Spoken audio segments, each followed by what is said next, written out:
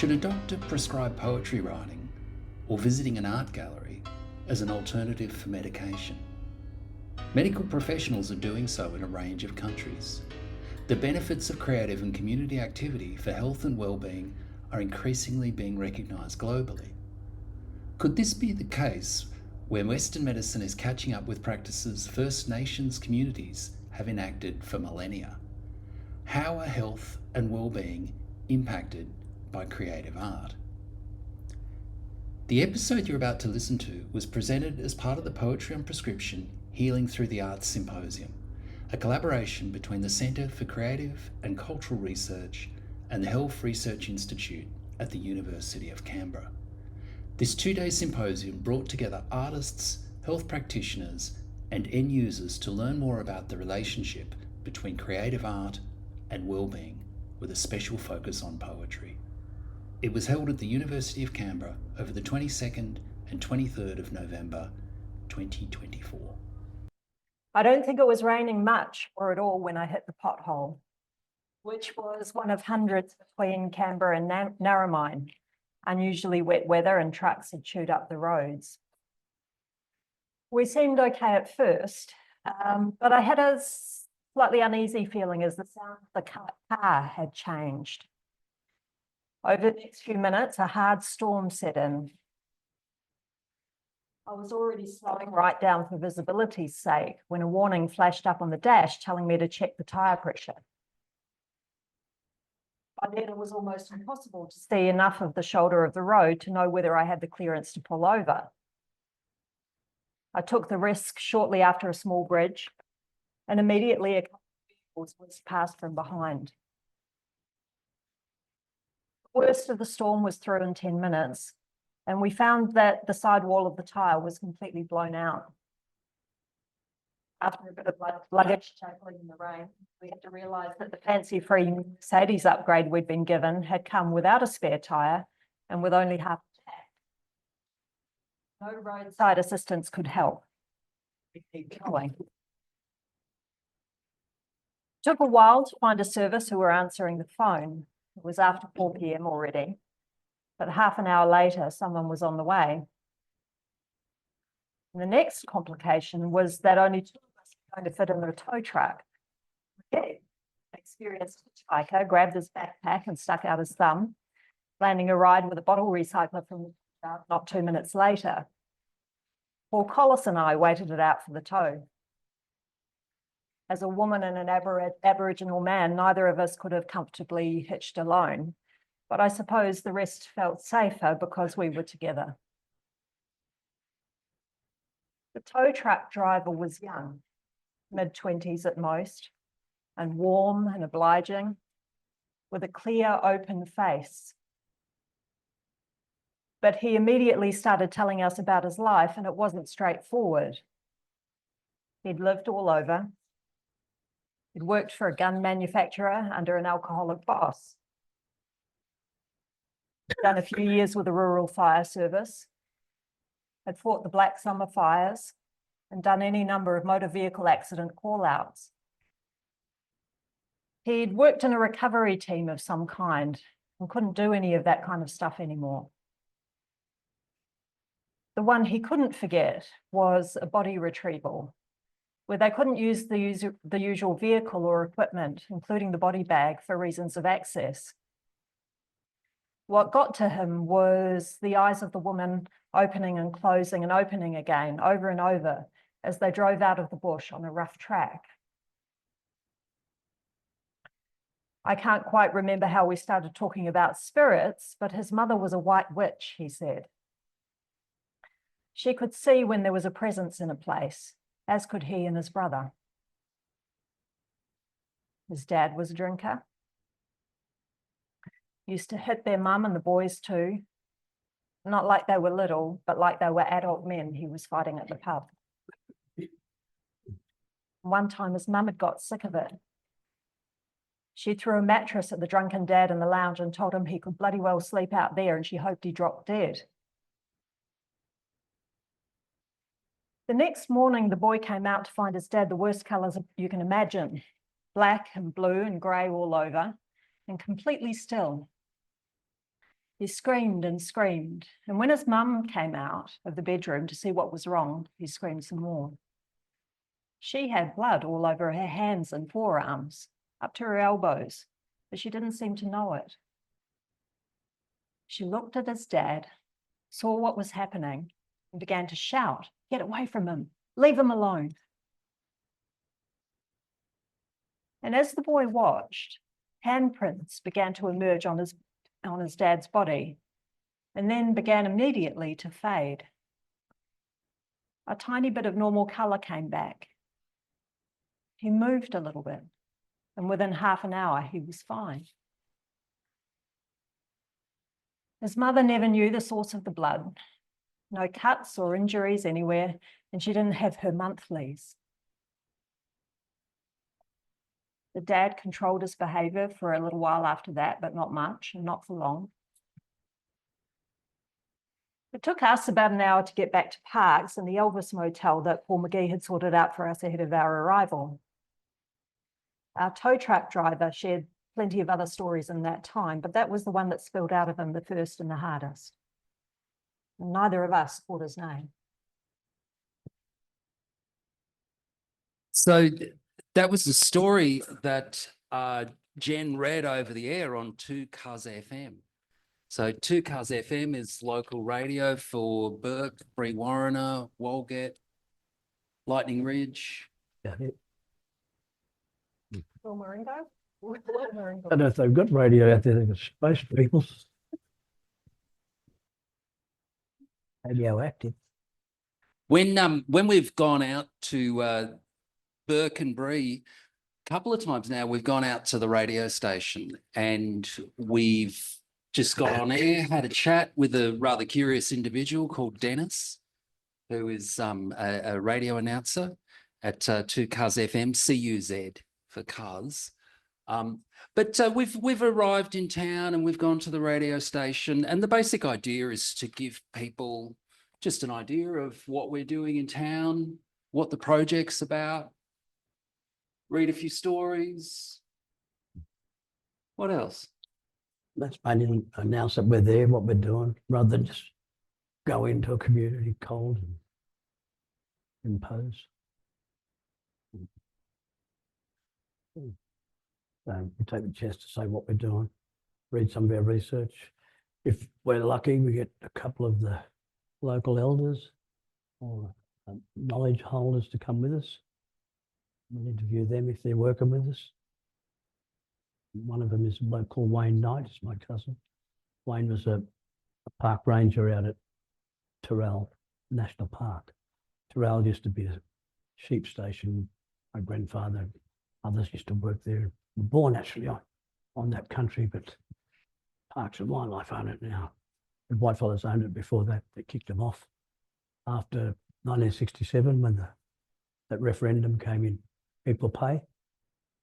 They were saying no black man equal to a white man for pay. They said, you'll have to go, Arch, we can't afford you no more. So in some ways we've got it back. Barkindji, there's womenship people around Burke.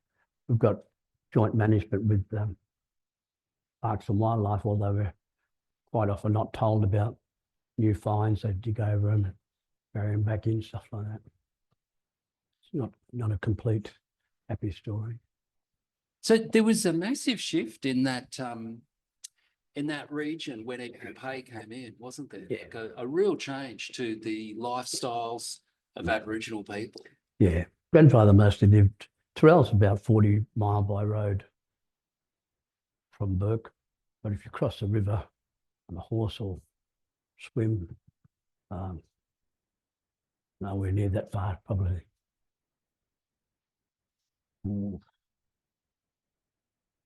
15 miles or something like that. Grandfather used to ride his horse in once a month, didn't stop to open gates, you just jump over. So that's how most of them lived out of town, but when they came into town, those men that were working on the station, mainly they had no work. Those station hands, not sheep and cattle. There's no sheep and cattle in town. If you got a job at the meat works, if they could butcher, then that'd be okay. The meat works only open spasmodically, depending on how many contracts they had. when trucks came in, the droving that had been part of grandfather's life as well, that was all finished.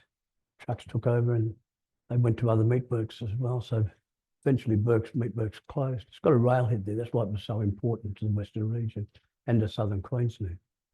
But that's all gone. So those men had access to alcohol and boredom and the tediousness of living in town, police and kids, you know, and all, everything going wrong.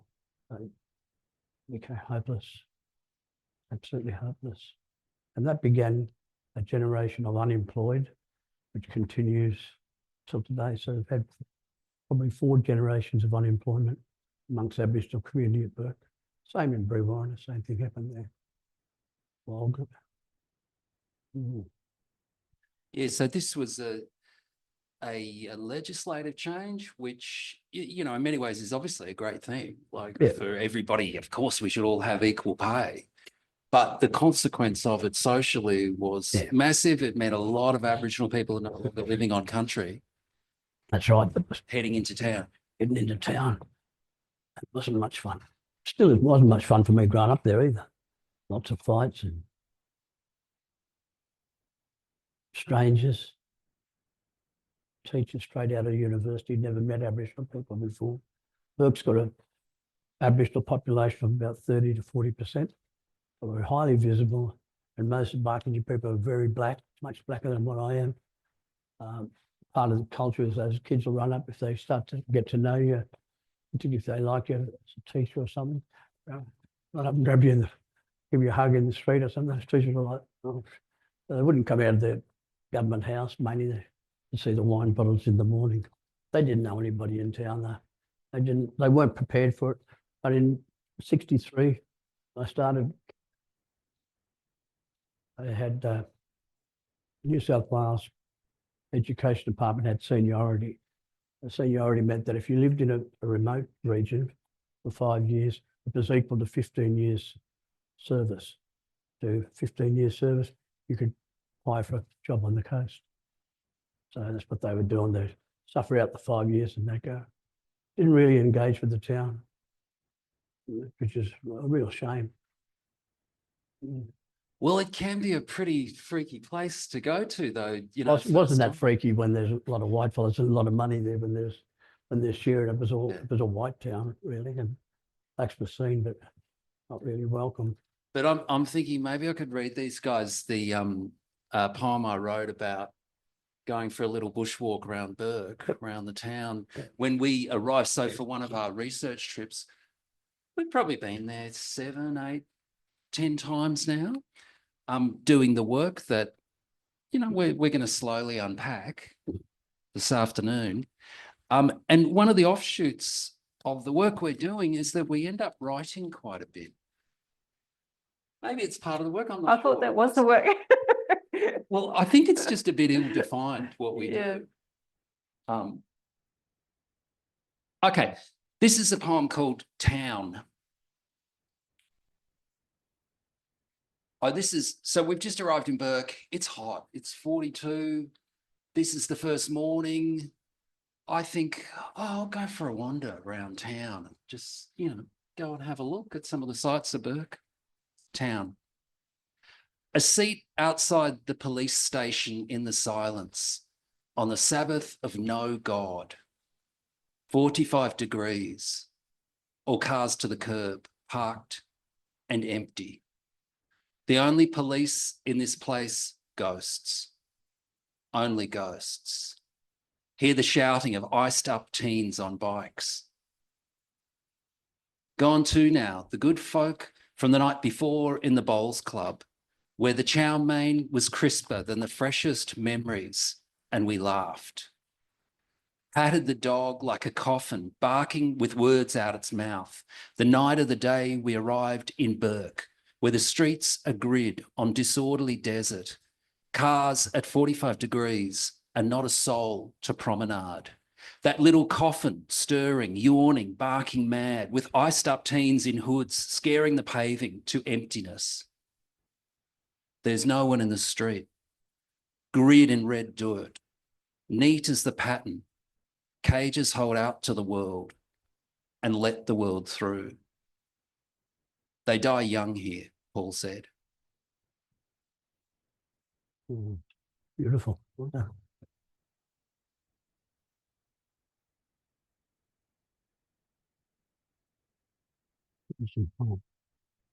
Awesome. Well described. Well, that's a bit of a ghost story too, or it's a kind of ghost impression. Can be how these outback towns, at least to me, arriving, I sometimes find them pretty ghostly, partially because we're used to a few more people here in the national capital. Burke started to empty around about 1975 or something like that. Sheep or wool industry. The Western District, Burke and other places, was the largest fine wool district in the Southern Hemisphere. It went from that to virtually zero. Cotton took over. So the money that came from the sheep industry, shearers, drovers, other people on stations, all that stopped. It went into one industry, into cotton. Now, in the beginning, the cotton owners would come and ask Aboriginal people to pick their cotton. I wouldn't pick their cotton for all the cotton bill. But a lot did. And the Yanks weren't interested in whether they were on the dole or not. They just wanted someone to pick their cotton. So they didn't ask for anything. Old people in their 70s were out. Those rows are long. Water would be on the second row at the other end. You're not allowed to cross and go and get a drink, get sacked for them. So it was really, but once they brought in the machines that stripped it all, everyone was no longer needed. And also that money that they were receiving wasn't available to the town. That's why it died. When the sheep industry went, that was virtually everything. One person owns it all now. One person with one stripper does it all. And then to help, he's got water rights. The pump, the pipe on the water is about that round. It's down near the weir. It's got a meter on it for each paddock. It's supposed to have so much water. And if they break those meters, they don't know how much they've taken. Well, we didn't know how much we took. Take some more of that. Further up the Darling, where people have got water rights, they suck the water out, again, break their pumps, load that water up and sell it back upstream to a perfect loop. Comes back down on them. So that's why there's nothing down the bottom end, mainly. And when that drought emptied the river, it was mainly because of those rascals up stealing water by the tons. Then the Darling River takes up about 14% of the total landscape. So to drain that in less than 200 years, that's genocide of some sort. Always strikes me when we're there, Paul, that here and there's a plaque to Henry Lawson or a bit of poetry from a white poet, right? And I think about your grandfather coming off that land through an elected decision not to employ somebody at the same rate. And those elected decisions to make concrete certain ways of understanding the land. It puts the work that you do in writing what you know of that country in a really clear light. Lawson came out to Burke. He was sent from his newspaper in Sydney. He was becoming a bit of an eyesore and pest. A bad alcoholic. He was sent out to Burke to dry out. On the train, country between Bathurst and Burke runs across Wiradjuri country. It's probably the best country in the world, I think. Rivers, soil, it's amazing. Lawson said he hated Australia as well. He wanted it to be green like England. He said of that country, the most miserable country on earth. I don't know what he's looking at. We got to the pub at Burke, at the Post Office Hotel, which is no longer a pub. Stayed there for 2 weeks drinking. Went out to Terrell. He worked as a jackaroo, I think that was on his papers, but I don't think he did any jackaroo and he wouldn't have known what to do. He wrote some papers out there. One was called A Stranger on the Banks of the Darling, and another, I can't remember the other one. But one day he walks off towards Queensland by himself with his hat on. He didn't know where he was, found himself lost somewhere after lunch. I'm thinking, oh, I might need some water. He found a black guy on a horse. He asked him, he said, water, where's water? Man pointed like that. Lawson walked across, found a dead cow. What do you reckon that means? That water hole is poison from the animals being in it. That's the trouble with water holes and rivers. You get cows and other animals defecating in it. It poisons it for a long time. Could be for years. Can't drink it. And so farmers used to take their sheep and cattle down the river to drink. They didn't have dams. Why don't you guys read these people the poem, the River Woman poem? The town of Burke in far northwestern New South Wales is unceded Barkindji country and home to 27 other language groups. Burke became a centre for Western pastoral and agricultural industry following white colonial settlement in the 1830s. By the late 20th century, the once booming wool industry had been superseded by cotton, with cotton one face of an underlying and cutthroat harvesting and trade in water.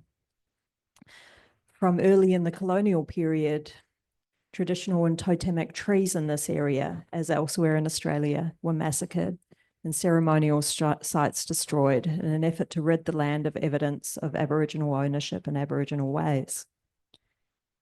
Human massacres also took place, usually unprosecuted and often still unacknowledged. Legal fiction abounds. Henry Lawson, who lived in Burke for some time, famously wrote that if you know Burke, you know Australia, but much of Aboriginal experience remains unseen and unremembered by white Australia. Barkindji country is women's dreaming, which means women's law, the law of matriarchy, which both women and men help to carry out. Barkindji country is the resting place of Mungo Lady, who was cremated some 42,000 years ago, to emerge again in 1968. Country holds the bones and stories of ancestors and at times returns them to us. We wrote the poem Women's Country during a recent research trip to Burke during a flood. Much of the previous 25 years had been marked by dire and ongoing drought,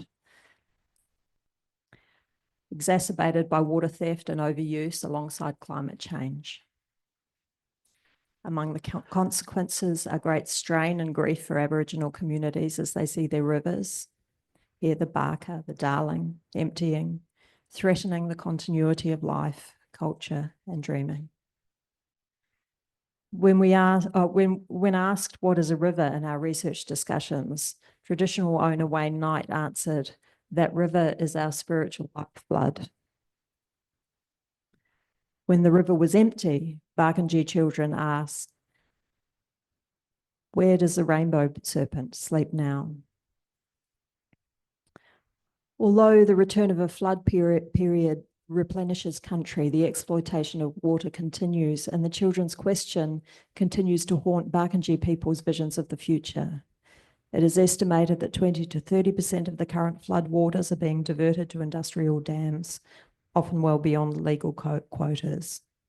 And that water will never reach deep into country to replenish trees, billabongs, and rivers ahead of the next drought. Burke, on the edge of the desert, could be a hard place to live for those who came to take it because of heat, water, weather, and distance from Sydney, because of colonial determination to rewrite the laws of country. Racist violence and oppression has been a feature of white presence in the town since colonisation. Women's law continues, but is continually threatened too. Where cultural continuity is repressed and broken, more violence floods in.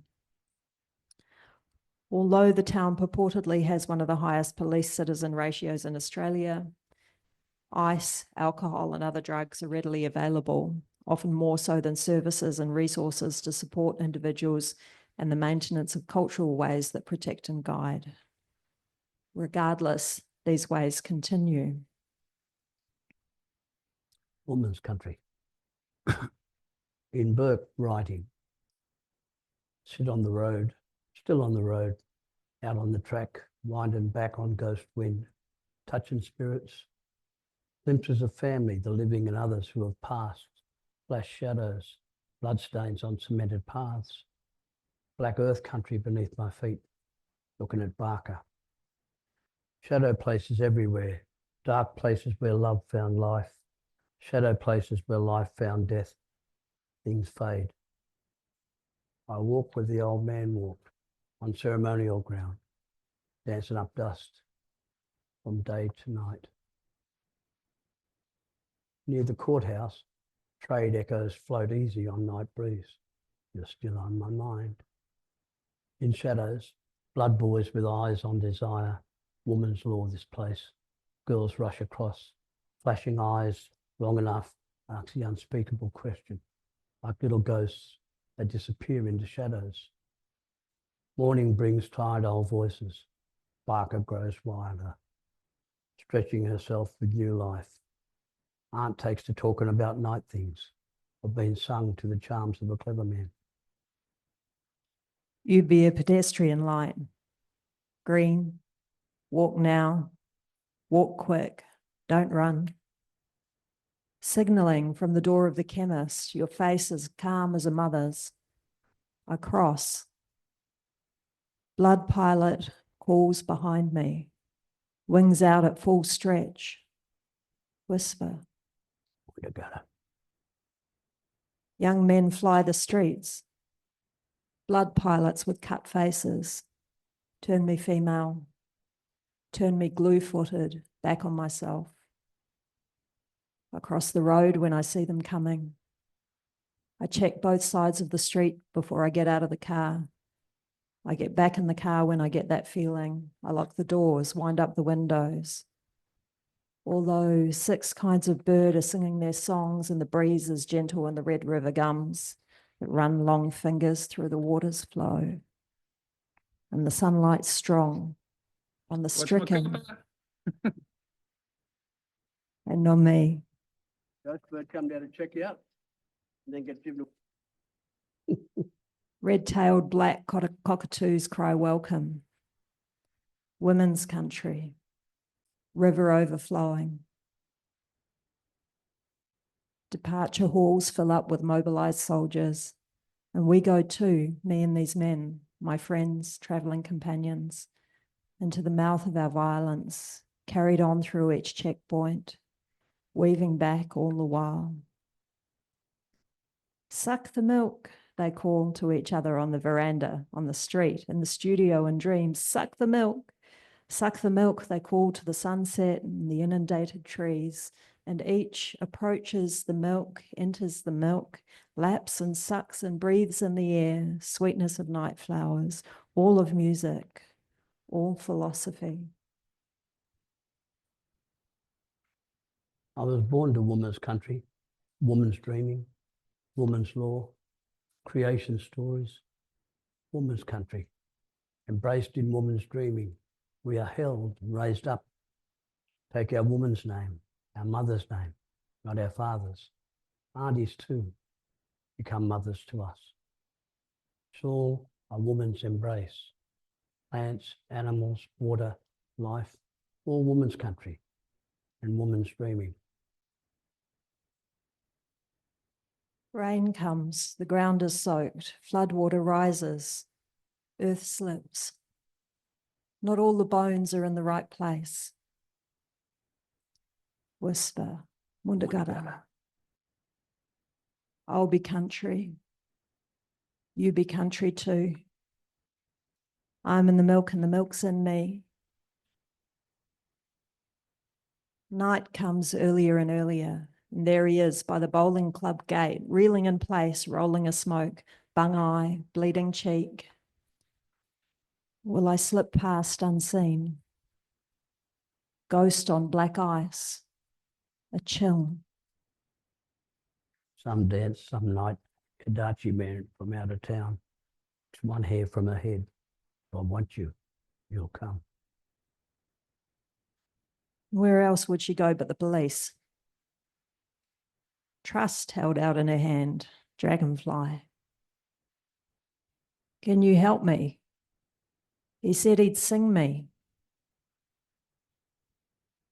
Where would she have gone but for the police? Rows of the silenced, rows of protectors cut down. To the police. Listen, he took my hair. Hunger. Sly things happen on the sly. There is violence in threatening breaths and young men with blood faces screaming into the night. Hungry, craving. Nothing is nothing. Nothing is not enough. Everything is never enough. Everywhere the hunger. And the law can go and hide like the slimy dog it is. Never there when you need it anyway. Hide and slide, you dogs. Catch and kill your own out here. The weak ones are targets and desired. The naive try to look tough, even while you're pissing in your boots. Walk straight, walk fast. Don't turn back to fight. Blood everywhere. I've touched that tree where she was. Tears run with Barker. They're not different, Gamu. Woman's law, this place. Fueled and overflows on woman streaming. Country's a full belly, humming with life.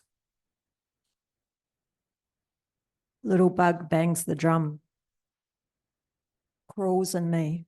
Can't get out. I'm reading my phone on the floodplain at night and the joyous proliferation. Bang my head, bang away in. Standing at the door of the dark hospital, ringing the bell. Me and these men, my friends. I'll be a jumping bean and you be two chairs. I'll be the dark and you be the eyes. I'll be here when you hold my arm. But the bug will die in there, whole body kicking against the drum. I'll be an orifice. I'll be a cell. I'll be here, dragonfly, floodplain and flood. One drop of rain, alive. Stories. You go. Whispery voice. Yeah, Wundagara. Warning sign, stampede horse. Wundagara. Water spout, sounds like petrol on fire. Don't cross there. Wundagara. Don't say it. Thank you. So what you've seen scrolling on the screen there is research questions for this project. And I guess that was one way to respond to them. We've been trying to work out what a river is. It's a question that keeps exercising us. Sometimes the river is not, in the sense that there's no water at all. And that really does raise a very deep, I think, existential question for people as to whether the river is still there. It raises another question too, Paul. If it's empty, how deep does a sacred site go into the ground? Yeah. And it's somewhere Miners want to come in underneath and dig from the side rather than, because they're not allowed to dig from the top. because native title is only to the soil, isn't it? Yep. It doesn't concern the minerals underneath that remain the property of the Crown. Yeah. Yeah, I always used to wonder when I lived in Melbourne how high the city of Melbourne was. Like, you know, if you're in the 89th floor, do you stop being in the city? Is that the altitude at which the city ceases? Good question. Might become airman. Well, it's a Melbourne. Yeah, Anthony's going to come up and give us a hand with some of these questions. So what I love is how do we know where we are going? There are three wonderful questions in there. It's how do we know? How do we know where we are? And how do we know where we're going? But that for me is really what writing poetry is all about. Because I don't know where I'm going. I might know or have a sense of where I am. But if I knew how poems are made, or how the best poems that I've written are made, I'd like to think that I'd go there more often, but I probably wouldn't, because it's the mystery that drives me on. Yeah. How do we know? How do we know where we are? How do we know where we're going? I'd like to just start this riff on the boardwalk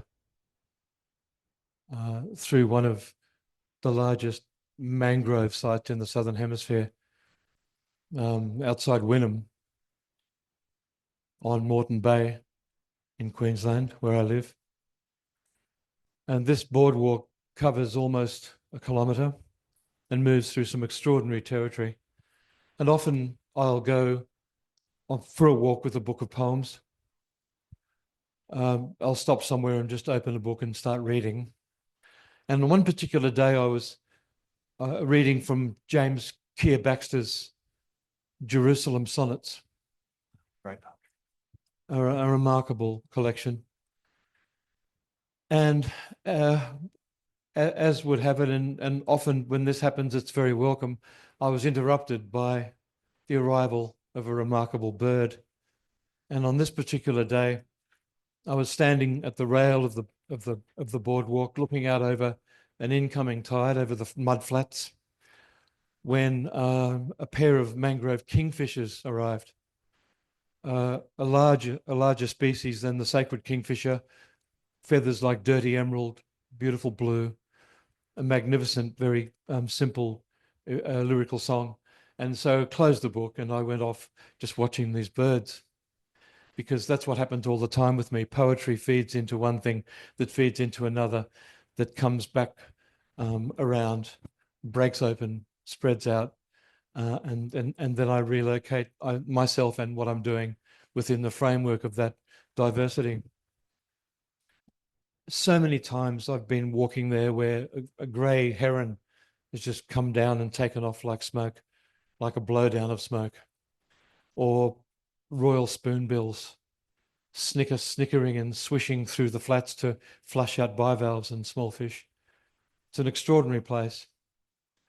But when I think about the boardwalk that goes through the mangroves, I think about, strangely, because it happened the other day, Pellering Station in Western Australia, where in certain times of the year, the most extraordinary explosions of everlastings, these, as far as the eye can see, fields of purple and lavender and blue and white paper stars. And then out on the flatter country, on uninterrupted red sand, are the wreath flowers, these magnificent large wreath shapes. And then I went from there.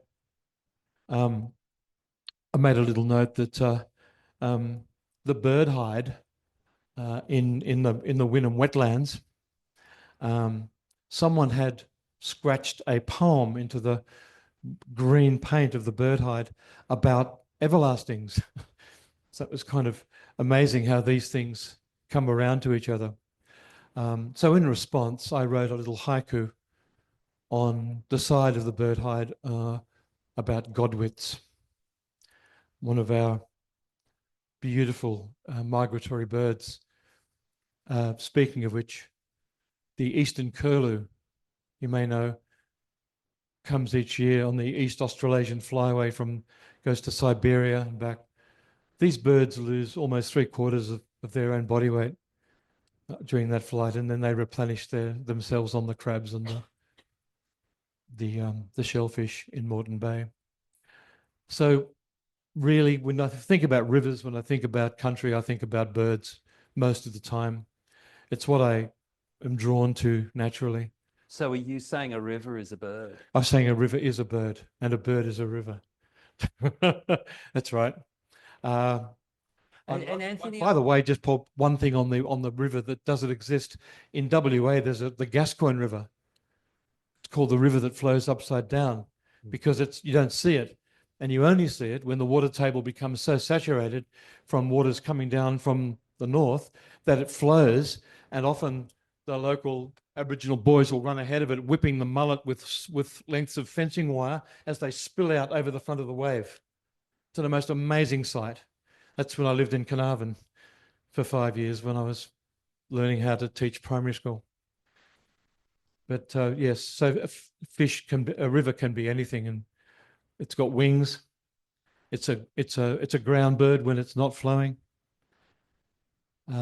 So look, I won't take up too much of your time, but I just wanted to finish with a poem called Merlin, which I wrote when I was in Cornwall this year.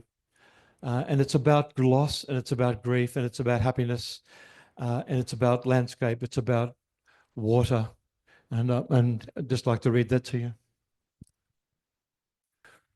So I discovered a bird call identifier app called the Merlin bird call app. It's wonderful. Doesn't work so well where I live in Queensland, but it certainly is brilliant in England. When I opened the Merlin bird call app, instead of avian song, announcements arrived, blown in from where they'd been broadcast on a station platform. The time of your departure dispersed like smoke by wind. Walking here, I have recorded 8 birds, one shy of the number of years since you left, driven by some inner restless force. I have heard swift, pigeon, harrier, and crow, with or without the word carrion to lend it lyrical weight. Also finch, robin, and one that barely registered on waves of sound passing over the screen like charcoal rubbings of live wires.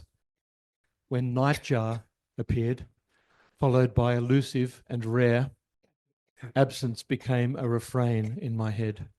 The nightjar called again, a sustained vibrato drone, as when the heart is stripped from pulse to surge by arrhythmia.